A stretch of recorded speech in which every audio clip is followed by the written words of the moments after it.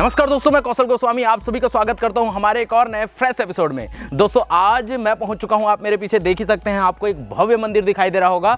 तो मैं हूं आज हमारे छत्तीसगढ़ के धर्म नगरी राजिम में, और आज मैं आपको राजिम का संपूर्ण दर्शन कराने वाला हूं। और आप जो मेरे पीछे देख रहे हैं राजीव लोचन जी का मंदिर, ये हमारे आज का मुख्य आकर्षण का केंद्र है। तो आज हमारे साथ है श्री राजेंद्र मनु भैया जी, और ये हमको पूरे इस मंदिर का दर्शन कराएंगे, और साथ ही साथ राजिम में जो अन्य मंदिर है उन सभी का इस एपिसोड में आपको कंप्लीट दर्शन होने वाला है। अगर आप घर बैठे इस वीडियो को देख रहे हैं और राजिम आने का प्लान कर रहे हैं, तो इस वीडियो से आपको सटीक इन्फॉर्मेशन हो जाएगा कि राजिम अगर आप आते हैं तो कौन कौन से ऐसे स्थान है जहां आपको जाना चाहिए देखने के लिए। धार्मिक स्थान से लेकर पर्यटन स्थल से लेके जो नदी का एरिया है, और जो यहाँ की जुड़ी हुई कई सारे पौराणिक किंवदंती जनश्रुति कथाएं हैं, साथ ही साथ जो ऐतिहासिक कथाएं हैं, उन सभी का हम वर्णन करने वाले हैं। तो चलिए शुरू करते हैं आज के हमारे इस एपिसोड को। राजिम का श्री राजीव लोचन मंदिर ऐतिहासिक, पौराणिक, दर्शनीय और पर्यटनीय मंदिर है, और छत्तीसगढ़ का प्रयाग भी है। और पुरातत्व की दृष्टि से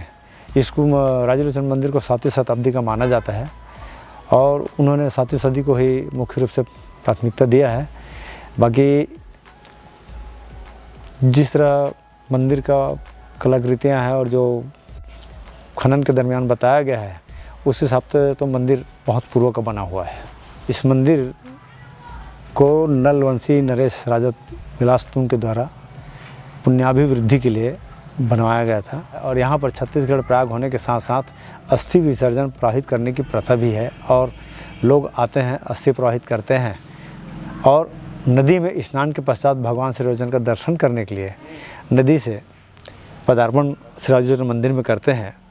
और जैसे ही करते हैं उसके प्रथम भाग में, जिसको प्रथम परिसर कहा जाता है, तो जैसे ही प्रवेश करेंगे उसके बाईं तरफ राजिम भक्तिन तेलिन माता की मंदिर है, जहाँ शिव जी विराजमान है, और घानी भी उस मंदिर में स्थित है, जहाँ सूर्य और चंद्र साक्षी के रूप में उस शिलापट में प्रदर्शित हैं। और इस भक्तिन के कारण एक लोक मान्यता है कि राजिम का नाम राजिम पड़ा है। राजिम भक्तिन मंदिर से जैसे ही अपन निकलते हैं, शक्ति माता का मंदिर है, विष्णु भगवान का मूर्ति है, और सूर्यनारायण का, उसका दर्शन करते हैं। उसके पश्चात अपन दानदानेश्वर मंदिर में जाते हैं, जहाँ 16 खम्भों से बना हुआ मंदिर विद्यमान है, जिसके गर्भगृह में भगवान शिव और माता पार्वती का मूर्ति स्थापित है। इसके दर्शन पश्चात अपन पहुँचते हैं राजराजेश्वर महादेव मंदिर, जो 16 प्रस्तर खम्भों के सहारे उस मंदिर का निर्माण हुआ है। अंतराल है पश्चात गर्भगृह, जहाँ पर आपको भगवान राजराजेश्वर नाथ का दर्शन होंगे, माता पार्वती का होगा और सरस्वती जी का। अब जब वहाँ से आप वापस होते हैं, तो जैसे दूसरे परिसर के प्रथम परिसर में पहुँचते हैं, तो सामने गोपुर द्वार है, जहाँ पर अष्टभुजी गणेश जी और बजरंगबली जी का प्रथम दर्शन करेंगे। और जो ललाट बिंब बना हुआ है प्रस्तर का, वहाँ पर आप लक्ष्मी और गरुड़ जी और शेष सैया में आप भगवान विष्णु जी को देखेंगे, जिसके नाभि कमल में ब्रह्मा जी की उत्पत्ति हुई है, जो परिलक्षित होता है। और वहाँ जो कलाकृतियाँ की गई है, वह अपने में अनूठा और अजूबा है। ऐसा संभवतः आज मिल पाएगा या ऐसा हो पाएगा कहना संभव नहीं है, और ये अपने में नायाब है। इसके के कलाकृतियों को देखिए, जो बरबस आपको अपनी ओर आकृष्ट करता है, खींचता है, और उसके प्रति आपका मन में बरबस बार बार निहारने की प्रबल इच्छा होती है। तो जो मूर्तियाँ बनी हुई है, तो उसमें जो विकार मानव की दृष्टि से, उनके मंथन से जो प्रतीत होता है, वो ऐसा नहीं है जैसे अपन मंदिर जाने से पहले या घर में पदार्पण से पहले अपन जूता और चप्पल बाहर निकालते हैं, वैसे ही, और उसके बाद में घर में प्रवेश करते हैं, उस वैसे ही इस द्वार के आगे जो और द्वितीय द्वार गोपुर में बना हुआ है, वो मूर्तियाँ भी वही हमें उद्घाटित करती है कि हम जब भी भगवान के पास पहुँचते हैं, तो ये तमाम प्रकार की विकारें हमारे मन मस्तिष्क में मौजूद नहीं होनी चाहिए। हमें निश्चल, है ना, भाव से भगवान के सामने प्रस्तुत होने का या उपस्थित होने का हमें ज्ञान प्रदर्शित करती है। द्वितीय परिसर में पहुंचते हैं अपन, तो गोपुर द्वार के पृष्ठ भाग में जगतपाल देव जी का प्रतिमा है, और एक और बजरंगबली का तो जगतपाल जी की जो प्रतिमा है उसके बारे में एक लोगों का मानना है कि भगवान बुद्ध की नहीं, ये जगतपाल की प्रतिमा है जो दुर्ग नरेश रहे हैं, उनके द्वारा भगवान का नित्य प्रति दर्शन पूजन किया जाता था। तो उन्होंने 6 महीने की रात का जो जिक्र आता है कि 6 महीने में मंदिर का निर्माण करेंगे करके, तो 6 महीने का मंदिर का निर्माण नहीं बल्कि जीर्णोद्धार की बात थी। उसके बावजूद वो जो शिखर में कलश जो बोला जाता है वो स्थापित नहीं कर पाए, जिसका उसको अफसोस रहा। इसलिए भगवान को प्रणाम करके उनसे क्षमा प्रार्थना करके कि नित्य प्रति आपका दर्शन करता रहूं, उन्हें एक आत्मग्लानि हुई और उनके सामने बैठ गए। और वहाँ से आप देख सकते हैं भगवान श्री रामचंद्र का सीधा सीधा दर्शन भगवान जगतपाल जी को मिलता है। और इसे जो बुद्ध की प्रतिमा भी कहा जाता है, तो लोगों का ऐसा मानना है कि जगतपाल जी जो हैं हाथ में माला लिए हैं और सीने में जनेऊ का उल्लेख है, और शायद बुद्ध की प्रतिमा में ऐसा उल्लेख नहीं मिलता, ऐसा एक लोगों का मान्यता है। आप इस द्वार को क्रॉस करेंगे, द्वार को क्रॉस करने के बाद आपको सामने दिखाई देगा राजीव लोचन जी का मंदिर। और आप इस परिसर में जैसे ही आते हैं तो यहाँ पे चारों दिशाओं में 4 मंदिर है और ये मुख्य मंदिर है 5वें नंबर का।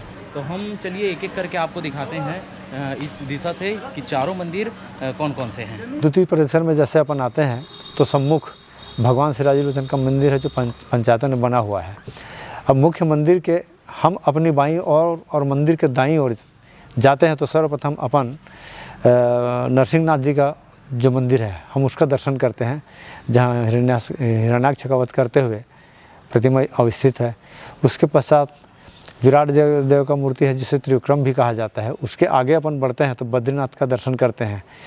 और ये बद्रीनाथ का जो प्रतिमा है कि बद्रीनाथ का जो मुख्य धाम है उसके बाद अगर कहीं और प्रतिमा है तो राजीव लोचन मंदिर में स्थित है, अन्य कहीं नहीं है, ये देखा जाता है। और जो वहाँ तक नहीं पहुँच पाते इनका दर्शन कर अपने आप को कृतार्थ मानते हैं।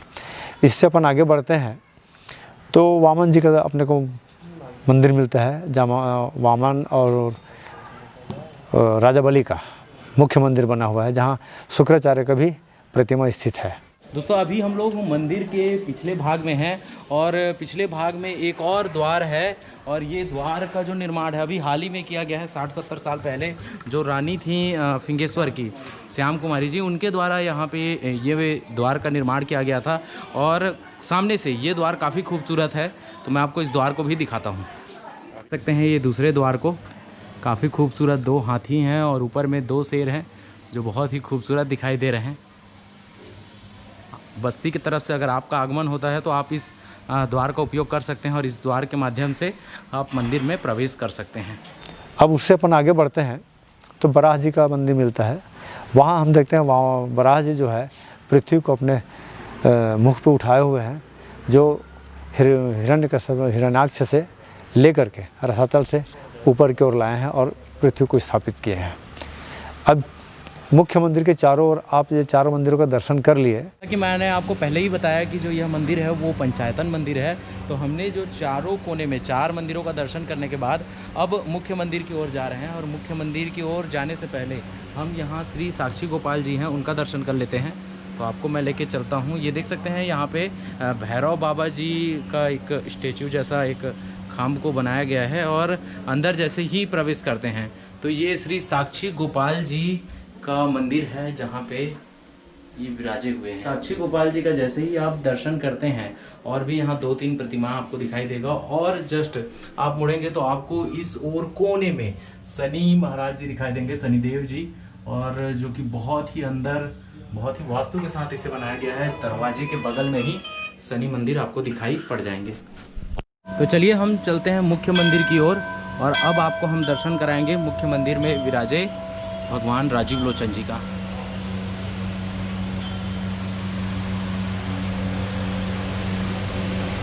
मुख्य मंदिर के सीढ़ियों पर प्रवेश करते हैं तो मुख्य राजीव लोचन मंदिर के महामंडप में पहुंचते हैं, जहां 7 प्रस्तर खम्भों से भगवान का द्वार बना हुआ है। ये जो प्रस्तर खम्भे हमें दिखाई देते हैं ये महज खम्भे मात्र नहीं है, ये सप्त द्वार हैं जिसको सप्त द्वार पार करके ब्रह्मांड में पहुंचना कहा जाता है। मगर इस मंदिर में सप्त द्वार के साथ साथ अंतराल है, पश्चात गर्भगृह है। तो जैसे ही अपन ललाट बिंब में जो प्रस्तर का बना हुआ है वहाँ हम जाते हैं, वो सातवें द्वार है, उसके बाद अंतराल है, पश्चात गर्भगृह है, और उस गर्भगृह में भगवान श्री राजूचंद का मंदिर है ना, मंदिर है जो सिंहासन पर सुशोभित है, जिस सिंहासन में पंच प्रतिमा अभिषेक पूजन चंदन कपड़ा वस्त्र इत्यादि प्रतिदिन सर्वांग स्नान इस मंदिर में इस देव का होता है। तो भगवान के दाईं ओर बालाजी हैं, माया जी हैं, और बीच में भगवान श्री राजूचंद हैं, उसके पश्चात बाईं ओर लक्ष्मी जी माता हैं और शालिग्राम जी विराजमान हैं, और पंच प्रतिमा का प्रतिदिन अभिषेक पूजा श्रृंगार स्नान चंदन आदि सब कुछ होता है। और इसी के साथ प्रतिदिन वर्ष में प्रतिदिन बाल्यावस्था, युवावस्था और वृद्धावस्था तीनों का दर्शन आप कर सकते हैं, लेकिन इन तीनों अवस्थाओं का दर्शन प्रतिदिन मिलेगा जिसमें पर्व का उल्लेख नहीं है, और जिसमें पर्व है उसमें आप आभूषण युक्त भगवान श्री राजूचंद का दर्शन करेंगे, जो 2 भुजा वाले भी होंगे और 4 भुजा वाले भी होंगे।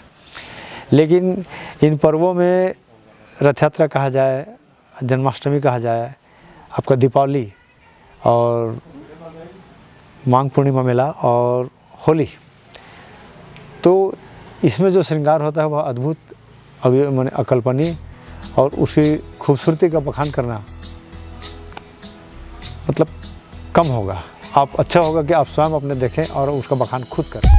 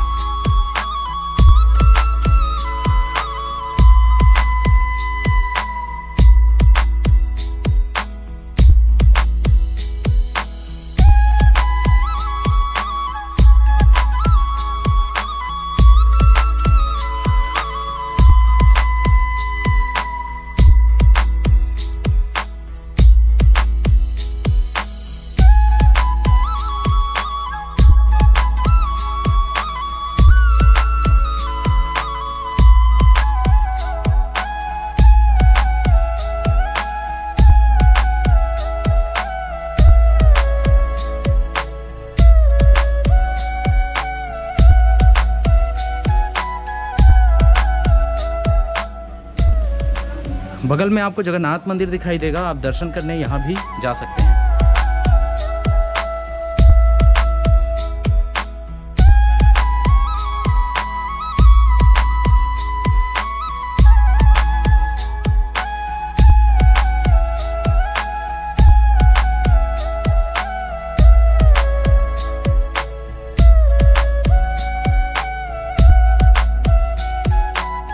तो दोस्तों आई होप आपको आज का हमारा ये एपिसोड पसंद आया होगा। राजेंद्र भैया ने हमारा बहुत साथ दिया, काफ़ी लंबा समय। राजेंद्र भैया धन्यवाद आपका, जो राजेंद्र भैया ने समय दिया यहाँ पे राजीव लोचन मंदिर में और जो अन्य मंदिरों में, और इसके बारे में जो जानकारी दिया, हम तहे दिल से शुक्रगुजार हैं। और आई होप कि आपको आज का एपिसोड पसंद आया होगा। और अगर आपको आज का एपिसोड पसंद आया, हमारे इस चैनल में आप फर्स्ट टाइम आए हैं, नए हैं, तो नीचे आपको एक लाल कलर का सब्सक्राइब बटन दिखाई दे रहा होगा, जिसे अगर आप जा करके दबा देंगे तो हमारे चैनल को आप सब्सक्राइब कर लेंगे, साथ ही साथ बेल और ऑल को प्रेस कर लेंगे। तो जो इसी प्रकार के छत्तीसगढ़ के जितने भी धार्मिक स्थल है, ऐतिहासिक स्थल है, पर्यटन स्थल है, या कैंपिंग टेंटिंग का जो वीडियोस आता है ऑल ओवर भारत में हम जो भ्रमण करते हैं, उन सभी का वीडियो आपके मोबाइल में नोटिफिकेशन आसानी से पहुंच जाएगा। तो चलिए दोस्तों, आज के एपिसोड हम यही समाप्त करते हैं। जय हिंद, जय भारत, जय छत्तीसगढ़।